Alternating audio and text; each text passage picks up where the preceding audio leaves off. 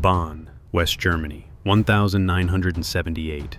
Deep inside the fortress of the BND, the West's intelligence front line, analysts stare at a projection screen until their eyes burn. They aren't looking for a man.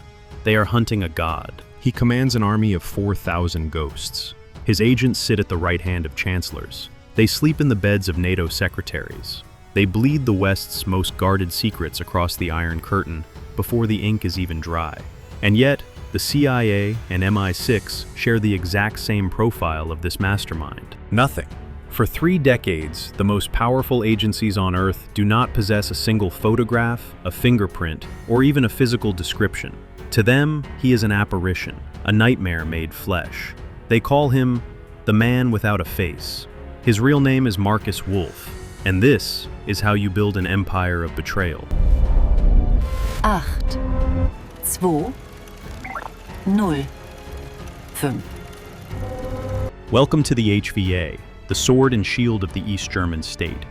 At its helm sits Markus Wolf. Wolf didn't rely on brute force. He despised crude intimidation.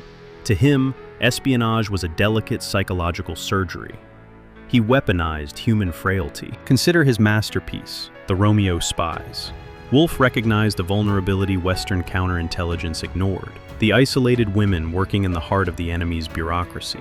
He didn't break into safes. He simply asked the women who loved his agents to open the doors. Once the asset was compromised, the Crown Cipher of Wolf's network engaged. He insisted on the one-time pad, the only mathematically unbreakable code in existence.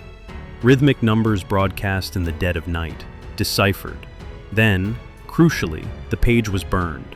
No paper trail, just ash in an ashtray, and a shadow slipping out the back door. Why did he do it? What drives a man to erase his own reflection? Wolf was born to a Jewish communist family. In 1933, they fled the Nazi rise, finding asylum in the frozen heart of Stalin's Moscow. There, in that paranoid crucible, a young Wolf watched his father's friends disappear in the midnight purges. He learned the ultimate lesson of survival. Visibility is a death sentence. To Wolf, the Cold War was a holy war. To manage 4,000 lies simultaneously, he had to compartmentalize his own soul. He built a utopia of the mind by stepping through the mud of ruined lives. He was a patriot to a country that, outside of his own head, barely existed. For 30 years, the Phantom walked untouched, but every ghost eventually casts a shadow. Stockholm, 1979. A routine sweep. A man steps out of a car, dark glasses shielding his eyes. Across the street, a lens focuses. Click. The revelation of his face was the beginning of the end. As the 80 seconds bled out, Wolf watched from his window as the state he had bled for cannibalized itself. Panic seized the HVA. Orders were given. Destroy the ciphers, burn the files, erase the network. The architect was unmaking his own labyrinth. When the dust of the Cold War settled, the empire was gone. But Markus Wolf remained. Tried for treason, he navigated the legal system with the same serpentine brilliance he used to infiltrate it. The convictions were overturned. He argued he was simply a soldier. He walked free. He wrote memoirs. He became a celebrity of the shadows. The master spy died peacefully in his bed in 2006. Markus Wolf built an empire on the premise that identity is just a coat you wear.